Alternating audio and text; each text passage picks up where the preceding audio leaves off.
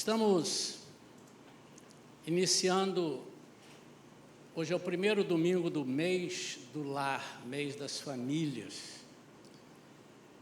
E todas as vezes que Deus pensa alguma coisa, Ele pensa em família. Ele não pensa só individualmente, conquanto a salvação seja individual. Eu não posso, primeiro que eu não posso me salvar, né? Mas eu não posso pedir a salvação, posso solicitar para todos, mas cada um dá conta de si nesse quesito, né?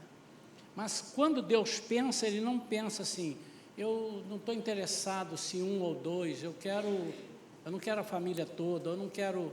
Deus não trabalha dessa forma, Ele trabalha no todo, Ele quer todo o povo para Ele, embora Ele mesmo saiba que muitos serão chamados e poucos os escolhidos.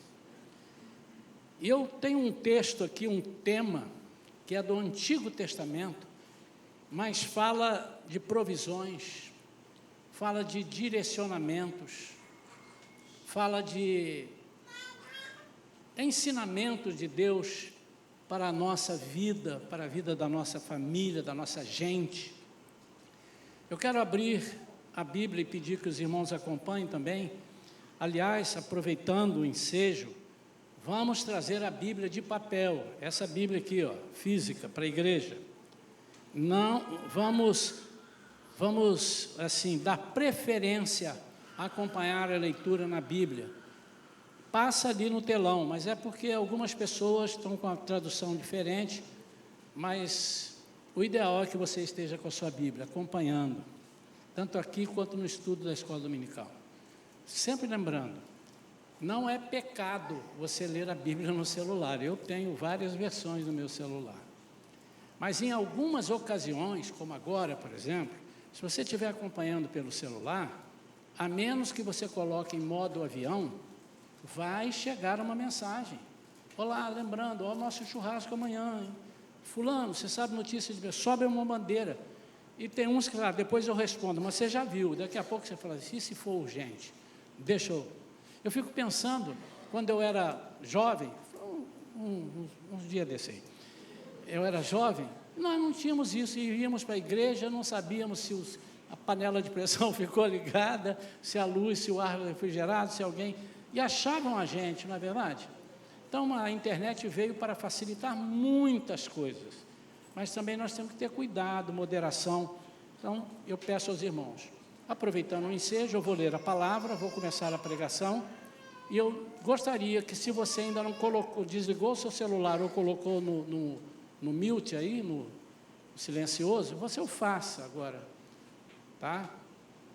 E se tocar, você desliga ele e atende lá fora, não fica assim, alô, estou no culto. Então, porque a gente escuta daqui. É só para não distrair as pessoas, tá bom? Estou falando com amor, amém ou não? Quantos concordam comigo, fiquem assentados. Todos concordaram. Êxodo capítulo 16, versículos 1 a 3 e depois o versículo 12. Êxodo, segundo livro, capítulo 16. Todos sabem o que significa êxodo? A palavra êxodo significa, quem acertar vai ganhar uma Brasília 0 quilômetro. Saída. Saída de quê? Do povo, né, naturalmente, saída do Egito. Amém? Diz assim: partiram de Elim, e toda a congregação dos filhos de Israel chegou ao deserto de Sim, que situa-se entre Elim e o Sinai. Foi no 15º dia do segundo mês, depois que deixaram o Egito. Toda a comunidade israelita começou a murmurar contra Moisés e Arão em pleno deserto. E os filhos de Israel reclamaram com Moisés e Arão: antes fôssemos mortos pela mão de Yahvé na terra do Egito, quando estávamos sentados próximos às panelas de carne e podíamos comer pão com fartura. Evidentemente, nos trouxe a este deserto para fazer toda esta multidão morrer de fome. Versículo 12, Deus falando: eu ouvi as murmurações dos filhos de Israel. Dize-lhes, pois, que ao crepúsculo comereis carne, e pela manhã vos fartareis de pão, e sabereis que eu sou Yahvé, o vosso Deus. Vamos orar? Pai querido, nós te louvamos, Senhor, por tudo que Tu és. Nós te adoramos pela Tua majestade. Nós reconhecemos o Teu amor por nós, o Teu cuidado por nós. Age, Senhor, na nossa vida. Fala conosco nesta manhã, Senhor, de uma forma que todos absolutamente, possamos entender o que Tu queres para nós, o que Tu queres de nós como Teus filhos, nessa jornada que estamos, em nome de Jesus, amém. Sempre é bom lembrar que na Bíblia nada é por acaso. Sempre é bom lembrar que tudo isso daqui está fazendo uma projeção, está mostrando o que viria à frente. O que estamos passando hoje é semelhante àquele povo, o que aquele povo passou, saindo do Egito, da prisão. Nós fomos libertos por Jesus, e eles saíram em direção a uma terra que Deus prometeu, e nós estamos indo em direção a uma terra que Deus nos prometeu. E até lá chegarmos, nós vamos passar por algumas situações. Uns desistirão, outros permanecerão. Uns desistirão e depois se arrependerão, talvez tardiamente. Outros se arrependerão a tempo. Nós não sabemos. Eu não tenho condição de dizer para vocês quanto tempo Jesus, aliás, ninguém tem, quanto tempo Jesus demora para vir. Mas uma coisa é certa, a Bíblia não deixa nenhuma dúvida, que quando Ele vier e nos levar dali para frente, não temos o que fazer. Uns ficarão, outros subirão. E não depende do que fizemos aqui, depende do que seremos, ou do que somos, em Cristo. Então, a relação desse povo israelita com a igreja é uma relação muito verdadeira, no sentido de aproximarmos-nos da questão do propósito de Deus. Ele está ensinando aquele povo, e nós estamos lendo aqui, e temos que entender que ele se preocupa desde aquela época. Ele está ensinando o povo o que fazer, porque vocês não vão conhecer. Ele não diz isso, mas nós sabemos. Vocês não vão conhecer Jesus em pessoa, mas vocês podem conhecer a figura de Jesus. Então, há muitas figuras que Deus mostra nesse deserto para o povo. Uma delas, Ele mostra o pão. No versículo 4, que eu não li, vou ler agora, e depois vamos ler de novo ali, ele disse: então Yahvé disse a Moisés: eis que farei descer pão do céu, sairá o povo e colherá a porção de cada dia, a fim de que eu o ponha à prova, para ver se anda ou não na minha lei. Deus estava falando com aquele povo que Ele estaria providenciando todas as coisas que o povo precisaria para atravessar o deserto. E o pão aqui é Jesus. Ele diz: eu sou o pão vivo que desceu dos céus.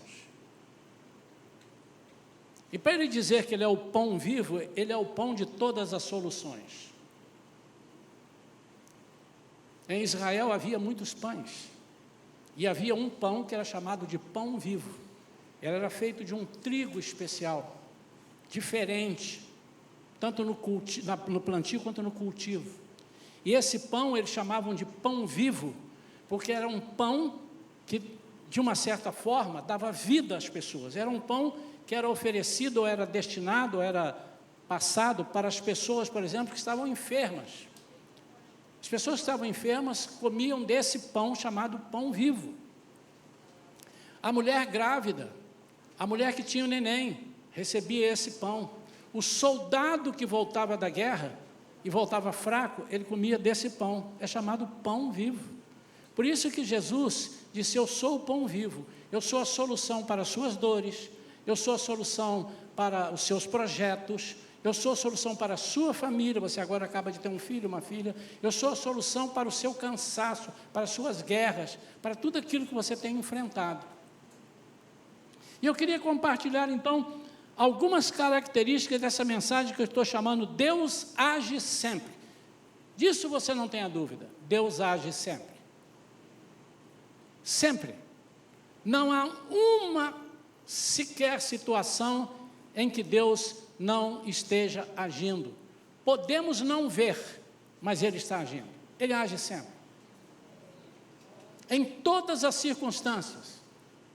Às vezes Ele não age na direção que você está olhando, mas Ele age na direção que você precisa. E Deus age sempre. A Bíblia diz que Ele não dorme e nem cochila.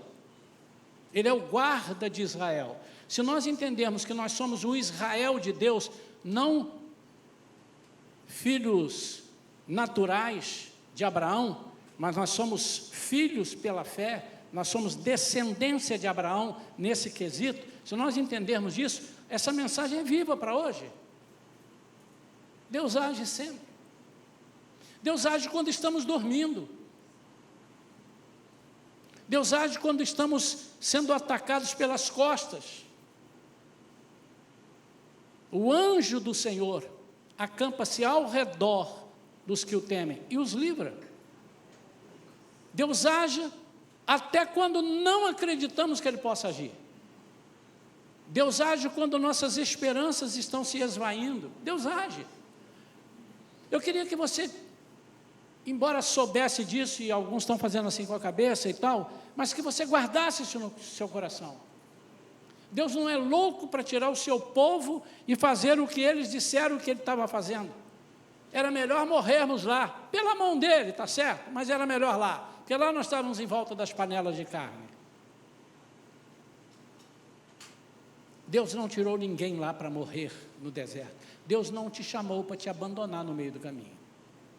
Se você serve a Jesus e você optou com seu consentimento e com seu coração, confessou que Ele é seu Senhor, Ele é responsável pela sua vida, pela minha vida, pela nossa vida. Deserto é um lugar para lembrar que Deus não se esquece de nós. Lembrar que Deus é fiel e bondoso. E eu queria destacar algumas características aqui rapidamente sobre as provisões de Deus. São coisas que nós temos vivido, talvez enquanto eu esteja falando, algumas pessoas possam falar: puxa, é verdade, em 1990 eu lembro disso, quando eu casei, quando eu tive um filho, quando eu viajei, olha aquele dia que eu estava andando na rua. Pode ser que você esteja até um pouco temeroso dos dias que virão. São muitas notícias ruins, mas deixa eu te falar, Deus age sempre. E Ele é responsável, anote isso, Ele é responsável por quem Ele chama e adere ao plano dEle. A primeira característica de Deus é que Ele gosta de nos colocar à prova. Após 45 dias, está dizendo aqui, de saírem do Egito, começa a faltar provisões que eles trouxeram consigo.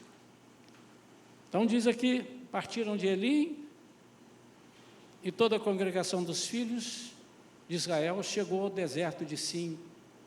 Foi no 15º dia do segundo mês. Quanto é isso? 45 dias. Eles trouxeram provisões. A primeira coisa que Deus quer falar contigo e comigo, inclusive comigo, irmãos, porque às vezes a gente pensa, o pregador está pregando para os outros, eu estou pregando para mim também, está saindo aqui no retorno, estou ouvindo a minha voz aqui, está falando para mim. É que não adianta nós termos as nossas próprias provisões se Deus não for conosco. Você pode fazer as contas que você quiser. Qualquer conta. Você pode ser bilionário e pode não conseguir usar um centavo. Você pode ser cheio de saúde, você pode ser novo ou velho, você pode ser de qualquer, você pode ser uma pessoa com qualquer capacitação, você sozinho não vai adiante. João 15, Jesus disse, sem mim nada podeis fazer. Eles calcularam, mas calcularam errado. Por quê? Eles sabiam que para onde eles iriam chegar em 2 meses aproximadamente. E eles trouxeram provisões para 2 meses. Às vezes, amados, nós estamos calculando o que nós precisamos para 80 anos, 90. No meu caso, para 98. Amém ou não? Amém. Pô, os irmãos têm pouca fé. Eu falei 98, os irmãos concordaram? 105, tá bom, irmão? Nós fazemos cálculos para 80 anos, a Bíblia diz que passou disso é enfado e canseira. Mas nós fazemos para 80, 90 que seja. E esquecemos que depois disso nós viveremos uma eternidade sem provisão.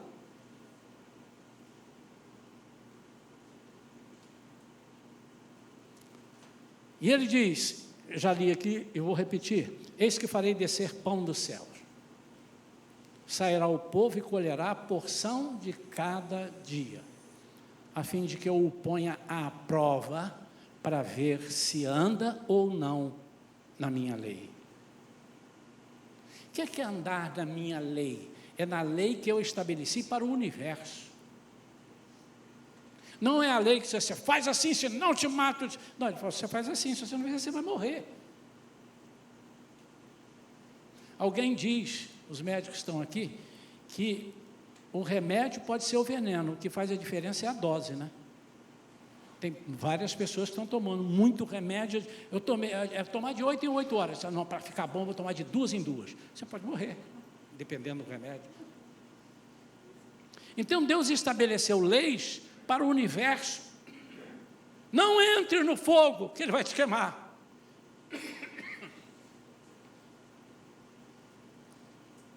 São leis que ele estabeleceu para proteger os filhos. E ele diz, eu quero fazer alguma coisa para ver o que o povo faz, se eles obedecem aos meus preceitos, às minhas indicações.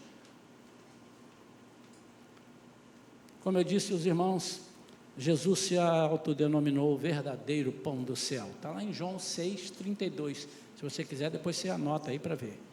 Pão vivo que desceu dos céus. Caso contrário, também no capítulo 6, do versículo 51, diz que morreríamos de fome da alma. Pensa em Jesus como pão vivo. Não, pastor, ele está dizendo que ele é o pão e como ele desceu, ele está vivo. Não, você pode até querer usar, mas é nesse sentido que eu expliquei. Havia pães e havia um pão chamado pão vivo que se via.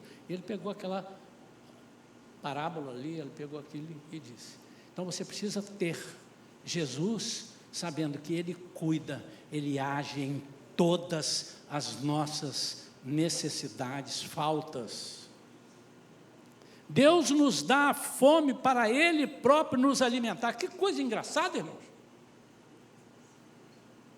Quem criou a fome? Deus. Quem criou o alimento? Deus.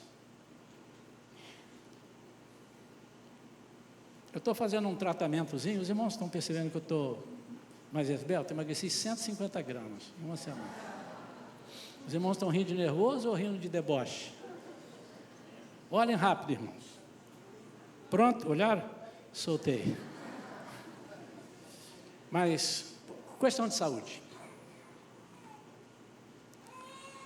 E ontem eu saí para almoçar, para comer uma coisa que eu gosto de comer, não é torresmo, está fora já o torresmo. E eu não comi nem a metade. E eu falei assim, eu estou sem fome. Que coisa horrível é não ter fome. Mas que coisa horrível é ter fome e não ter o que comer. Eu não sei qual que é pior. Se você tiver fome e não tiver o que comer, você vai ficar fraco. E se você não tiver fome para comer, você vai ficar fraco porque não comeu, e vai ser uma chatice muito grande. Você já imaginou, irmão, chegar assim diante de uma picanha com aquela gordurinha do lado? Hein?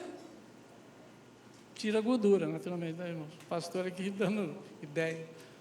Você pegar uma feijoada, você pegar uma carne seca com abóbora, oh Deus! E olhar e não poder comer, que coisa chata. Eu estava conversando há uns anos atrás com um pastor muito famoso e conhece profundamente a Bíblia, ele é um teólogo, e ele disse que Deus criou comidas para nós, umas que são para a nossa saúde. Olha o pão vivo que desceu do céu.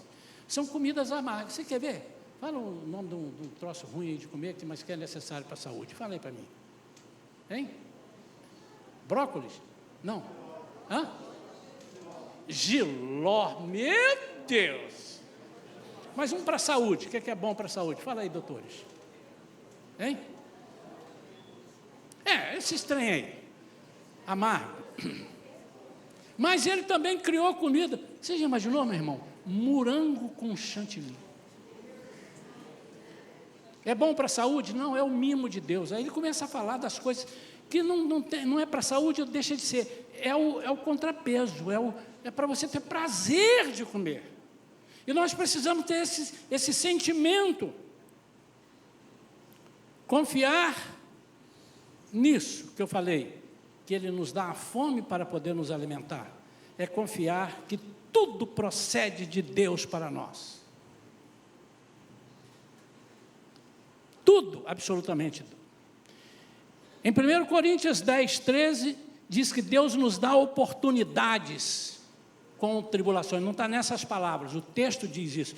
Ele nos dá oportunidade com as tribulações, são oportunidades para Ele mesmo resolver. Olha que coisa tremenda. Tem hora que eu acho que se nós não passássemos por algumas dificuldades, nós até esqueceríamos que éramos crentes e que temos um Deus poderoso. Então, são essas que Ele manda. Lá em 1 Coríntios diz que Ele não dá nada que nós não possamos suportar, nada que seja sobre-humano. Mas, antes, Ele dá isso e também já providencia o escape. É Ele. Segunda coisa, Ele age, nos dando as coisas que precisamos, para a nossa alma principalmente, para sabermos de onde vem. Quando os israelitas viram aquilo, começaram a perguntar, o que é isso? Versículo 15, assim que os israelitas observaram tudo aquilo, o povo, né? O que aconteceu? A comida que ele mandou, o pão, o maná, eles observaram e começaram a questionar uns aos outros, o que é isto? Pois não sabiam do que se tratava aquela coisa sobre o chão. Explicou-lhes Moisés, isso é o pão que Yahvé vos deu para vosso alimento. Uma das razões de nós não usufruirmos de tudo que Jesus tem para nós, é porque nós às vezes ficamos perguntando, o que é isso? O que é isso? Como é que é? Como é que pode ser? Eles não conheciam aquilo. E as pessoas não conheciam Jesus quando Jesus veio. E por isso, por não conhecê-lo, rejeitaram. Outros se agarram naquilo e acham que aquilo, é Jesus, eu não preciso fazer mais nada. Sim, pela salvação, não, você não precisa.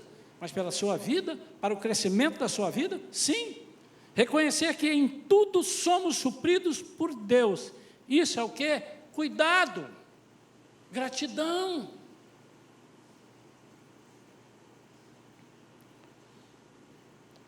Isso precisa ser testemunho na nossa vida. Nossos descendentes deverão ser ensinados a confiar nas provisões de Deus. Versículo 33 diz assim: então Moisés orientou Arão, toma um vaso, deixa eu ver se é o versículo 33, toma um vaso com capacidade para 2 litros e enche-o de maná e coloca diante do Eterno, a fim de que seja guardado para os nossos descendentes.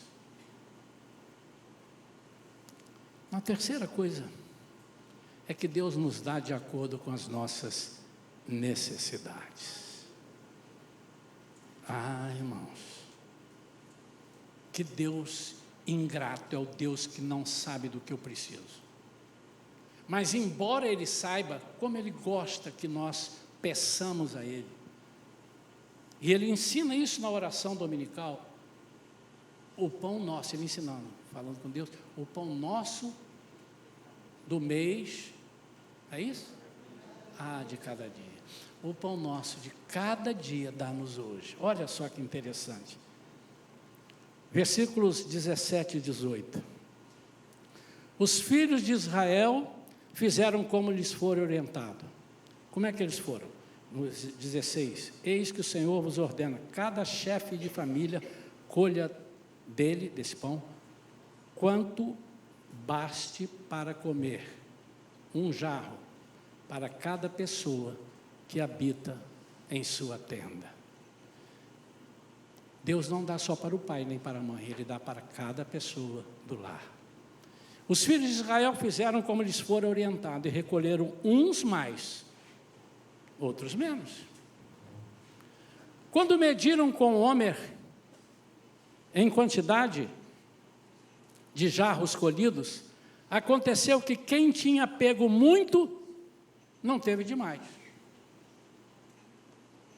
E também não faltou nada para os que haviam recolhido pouco. Cada uma acabou colhendo na medida certa, o quanto precisava de fato. Deus não está falando aqui, você tem despesa de R$200, então você tem que ganhar R$200. Ele não está dizendo isso. Ele está dizendo o seguinte: eu dou a provisão e eu faço com que não estrague. E se você for lá para o Novo Testamento, você vai ver Jesus ensinando isso de várias maneiras. Eu vou juntar, e o homem construiu um celeiro tão grande, e ele colheu muita coisa. Aliás, ele colheu muita coisa, falou: vou construir um celeiro para caber essa muita coisa. E colocou lá, e disse para a sua alma: regala-te, coma, fica barrigudo de tanto comer, não vai acabar. Aí Jesus diz assim: louco, esta noite pedirão a tua alma, e o que tens preparado, para quem será? Você preparou o quê? Aonde? E aqui dentro desse versículo está um salmo. Qual é o salmo que está aqui? O primeiro versículo, e os demais também, mas principalmente o primeiro versículo. Salmo 23. O Senhor é o meu pastor, e de nada eu sentirei falta. Se eu não tenho, é porque eu não preciso. Se eu preciso, Ele vai me dar. Repito, irmãos, eu não estou falando daquele que não juntou um dinheirinho, guardou na poupança, no CDB, não. Mas ele está dizendo daquele que só pensa no futuro, sem pensar em quem cuida dele. E não estou falando de dinheiro, estou falando de tudo. De tudo. Aconteceu que quem tinha pego muito não teve demais. E também não faltou nada para os que haviam recolhido pouco. Cada um acabou colhendo na medida certa, o quanto precisava de fato. Isso aqui, irmãos, de novo, eu não estou ensinando nem a Bíblia dizendo assim: ande raso, não tenha propriedades. Ele não está dizendo isso, porque todos os servos de Deus eram ricos, eram prósperos. Se você ouvir a história de Jó, não sei para que ele tinha tanto camelo, mas o próprio Abraão, as pessoas que vieram depois, não, Deus não quer que nós sejamos mendigos. Aliás, o salmista diz: fui novo e hoje sou velho, nunca vi o justo mendigar. E mais o quê? a sua descendência sem cuidado, desamparada. Em Filipenses 4,19 diz: e o meu Deus, segundo a sua riqueza em glória, há de suprir em Cristo Jesus, em Cristo Jesus.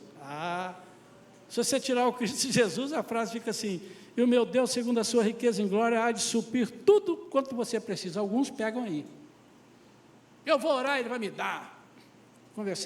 Falei aqui uma vez para os irmãos, que eu conheci uma pessoa, já conheci vários, mas esse era um pastor, e ele me ensinando: rapaz, faz um jejum. Eu falei: mas eu faço jejum. Não, mas olha só, eu já fiz esse ano 3 jejuns. Um foi para comprar uma casa, comprei um apartamento. Você sabe que esse apartamento eu comprei, nem entrei, já vendi, já ganhei um dinheiro. Jejum que eu fiz. E eu fui deixando ele falar. Irmãos, hoje nós vamos lançar o nosso jejum da família, o jejum do mês. Daqui a pouco a pastora Vera vai passar, já está ali nos quadros. Jejum não é para isso. Jejum é para você estar próximo de Deus, para você sintonizar. Ontem eu estava vendo um filme, o filme é antigo, né? Tinha rádio amador. Aí o cara ficava lá: alô, oi, entrou, pai, perdeu. O jejum é essa sintonia. Se você não colocar na sintonia, o de lá está falando e você não está ouvindo, porque Deus não é mudo. Isaías 59 diz que as mãos do Senhor não estão encolhidas para que não possa salvar, nem os seus ouvidos agravados para que não possa ouvir. Então Ele ouve sempre, e Ele fala, às vezes aí Ele diz: a vossa iniquidade, a sua falta de sintonia é que vos separa, é que faz a separação entre vós e vosso Deus, não entre Deus e vós. O rádio amador de Deus está em todos os canais. O que Ele está falando para mim agora? Ele está falando para pessoas na China, na Iugoslávia, em São Gonçalo, nos Estados Unidos. E em Tiago 4,3 diz: e quando pedem, não recebem, porque os seus motivos são maus. Vocês pedem coisa a fim de usá-las para os seus próprios prazeres. Ué, mas peraí, eu estou querendo comer, eu não vou pedir a picanha para eu comer? Não é isso que ele está dizendo. Ele está dizendo: você está pedindo para a sua glorificação, para só você se alegrar, mas você tem que em todo o tempo. Por isso, irmãos, que eu já vi vários irmãos, não me chama para almoçar perto de você não, que eu fico observando, não falo nada porque não tem nada com isso, né? Mas enfim, os irmãos nem oram na comida. Não, pastor, já orei de manhã: Senhor, abençoa meu dia, abençoa o café, abençoa o almoço, abençoa o cafezinho, abençoa a janta. Já está orado. Diz que uma criança virou para o pai: pai, todo dia a gente almoça, tem que orar antes. É mais fácil, pai, chega aqui na despensa, abre a porta e dá graça por todos os mantimentos. Não é assim. O nosso de cada dia, as bênçãos de cada dia. Uma outra coisa, ele diz aqui: cada um colhe o seu. Que coisa interessante. Poxa, que Deus egoísta, eu não posso escolher para o meu irmão ali, está com machucado na perna? Versículo 16, então ele diz assim, já li, mas vamos reler. Eis que o Senhor vos ordena: cada chefe de família colha dele, do pão, o quanto baste para comer, um jarro para cada pessoa que habita em seu lar, em sua tenda. O maná era colhido individualmente por cada chefe de família. Cada um deveria fazer sua colheita individual. O que isso quer dizer? Há muitas pessoas querendo usufruir das bênçãos dos outros. Eu não estou dizendo que eu não posso orar para você ser abençoado, não é isso. É que a gente se contenta com os testemunhos, contenta com as bênçãos. Você já imaginou você chegar num restaurante e olhar: garçom, qual é aquele prato que aquela pessoa está comendo? Ele disse: ali é um bife à parmegiana. É bom, muito bom, quer experimentar? Não, estou feliz de ver ele comer. E ele come com uma vontade, uma alegria, eu estou feliz só de ver ele comer. Nossa, como ele faz, olha, vamos embora. Aí no outro dia volta de novo: você vai morrer, meu amigo. Você tem que comer também. Você pode, é o seguinte, É parmegiana? É. Eu quero um daquele. Você pode. Ou ver outro, e aquele lá? Aquele lá é torresmo. O pastor Isaías não come mais. Eu quero comer então no lugar dele. Você pode. Uma sugestão, uma feijoada, um peixe. Você pode ter sugestão, mas você precisa comer. Significa que as bênçãos do Senhor para a sua vida precisam ser colhidas por você. Eu não posso colher por você. Estão entendendo? Mas eu posso orar, Senhor, abençoe, fazemos isso sempre, abençoe a vida do meu irmão, abençoe a vida da minha irmã, abençoe a minha família. Mas se eu pedir para abençoar e você não sair para colher, eu não posso colher por você, porque as bênçãos são para você. Isso é uma coisa que nós precisamos, irmãos. A cada dia aprender a usufruir disso. Deus tem para todos, mas nem todos têm comido. Nem todos têm se saciado. Nem todos têm se interessado. E eu digo por quê? Porque às vezes nós saímos para comer e já saímos alimentados. Teve um dia que nós acordamos um pouco mais tarde, tomamos um cafezinho forte, né, da manhã, e fomos almoçar 12:30. Não teve como. Aí o garçom perguntou ali no restaurante, mas só isso? Nós estamos sem fome. Como é que isso acontece na nossa vida espiritual? Quando nós nos alimentamos com coisas espirituais que tomam lugar das coisas boas, espirituais malignas, que tomam o lugar das coisas celestiais. Quando eu saio para ouvir a palavra, e saio de casa aborrecido, dando pontapé no gato, puxando a orelha do papagaio, o papagaio tem orelha? E dando tapa na cabeça da tartaruga que estava na sala, e grito com a criança, e levanta seu malcriado e tal. Quando eu chegar aqui na igreja, já estou alimentado. Não da palavra de Deus, mas não há lugar para a palavra penetrar. E por fim, seja fiel e descanse no Senhor, porque Ele é a nossa provisão.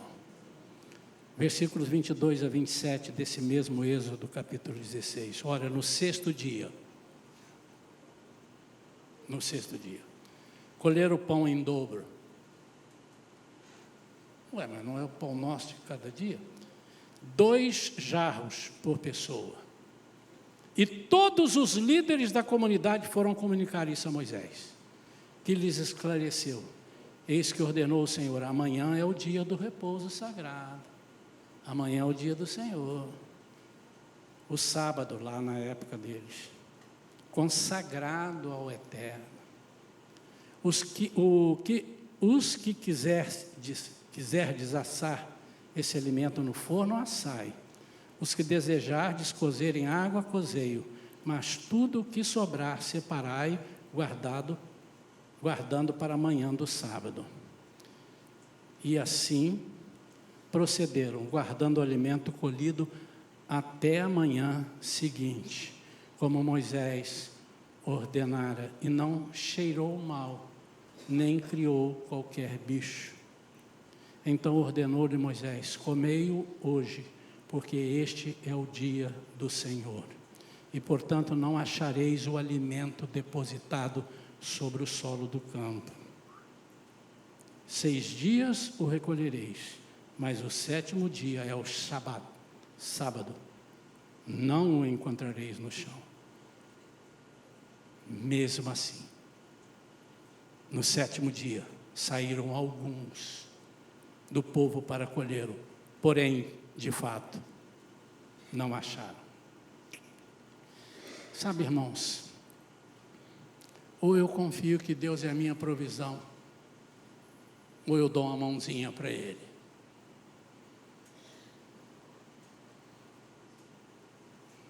O que significa? Como é que eu posso trazer isso para os dias de hoje? Nós estamos vivendo o ano sabático, o ano do descanso.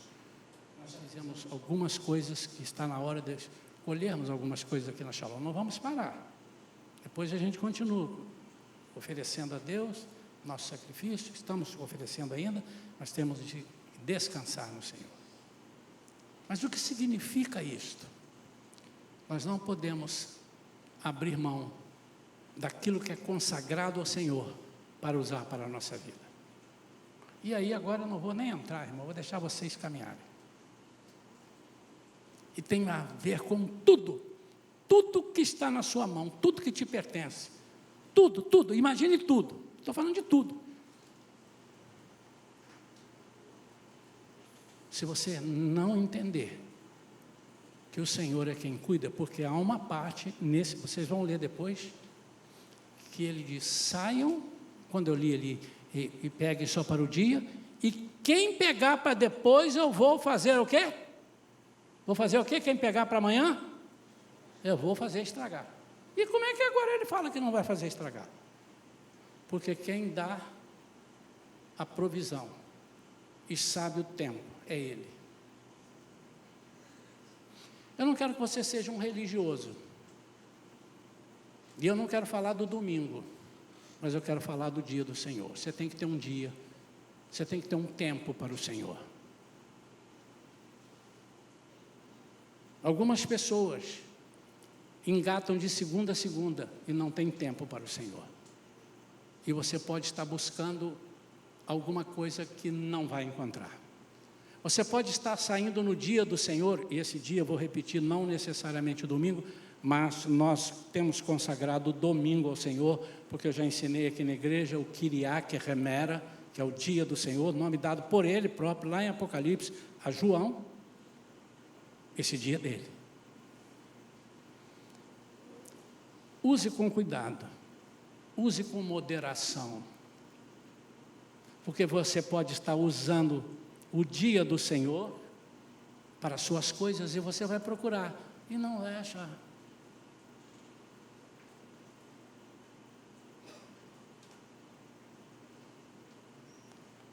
Deus deu a provisão para 2 dias e dessa vez não deixou estragar. E quem saiu a procurar, desobedecendo, não encontrou nada. A nossa vida é dirigida por Deus, então descansemos em todas as situações. Deus é quem manda as provisões, Ele é quem manda as soluções do céu para a nossa vida. Deus é quem abre portas do celeiro e nos mantém. Deus é quem fecha as portas dos abismos que tentam nos devorar. Deus traz à existência aquilo que não existe. Basta confiar nele sempre. Quando você entender essa mensagem? Mas isso é um exercício. Não há um só cristão no mundo, um pastor, um apóstolo, um bispo, que chame vocês aqui à frente, vou fazer uma oração. Abre o olho, pum, acabou. Pode sair ali que... Não. Não há. Mas ora-se, e caminha, e confia, e as coisas vão acontecendo. Então é um exercício. E você precisa ter fé naquele que te alistou, naquele que te chamou, senão você é um hipócrita. Você está se enganando, não enganando a outros, a si mesmo. Uma vez um colega meu, ele ia na escola só para zoar os outros e comer merenda, mas não estudava não. Aí o professor dele falou, nosso professor falou assim, rapaz, já era o 2º ano de repetência dele, e os pais lá pagando e tal, e ele, crente que estava, e ele mentia, enfim. Aí um dia o professor falou assim para ele, eu estava por perto, rapaz, você está enganando os seus pais? Você não está, você está enganando você. Vai chegar um momento que você vai estar com 40 anos e está nessa mesma classe. E quem vai ser enganado é você. Você está se enganando, rapaz. Seus pais podem estar sendo enganados de uma forma, mas a pior é a sua. E é verdade.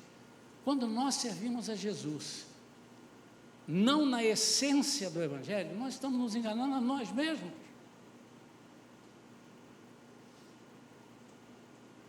E o prejuízo é nosso. Por isso, vamos aprender que Deus age sempre. Até quando não vemos, Deus age. Enquanto dormimos, Deus age. Aos justos Ele dá enquanto dorme. Feche seus olhos. Vamos orar? Pai, em nome de Jesus, eu estou colocando estas vidas na concha da Tua mão direita. Pai, quantas vezes, Pai, nós levantamos de madrugada para arranjar o pão. Nós esquecemos que no caminho meu carro pode quebrar, eu posso ser acometido por uma enfermidade. Eu me esqueço que eu saí cedo para vender e os compradores não vieram. Assim como os peixes, eles jogaram as redes, não tinha peixe. Mas quando o Senhor mandou peixe, cai lá na rede dele, eles vieram. Quem manda os compradores é o Senhor. Quantas vezes, Pai, nós estamos querendo cuidar da nossa própria saúde, como aqueles que tomam remédio aleatoriamente, sem consultar o médico, e nós estamos nos enganando, porque os efeitos colaterais são enormes, e depois nós temos que tomar um outro remédio para cuidar daquele efeito colateral.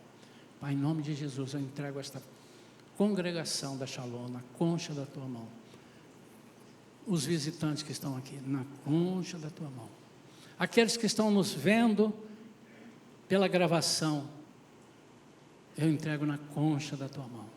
Senhor, ensina-nos a confiar em Ti. Senhor, se o Senhor voltar amanhã, o que temos preparado, para quem será? Age no nosso meio, tira a nossa ansiedade, espíritos de ansiedade. Em nome de Jesus Cristo de Nazaré, eu te ordeno, saia da vida dos nossos irmãos. Pai, dá sabedoria do alto aos teus servos, perseverança, domínio próprio, que eles possam confiar em Ti como nunca antes confiaram, em nome de Jesus, amém, amém. Tem alguém passando alguma prova aí que precisa?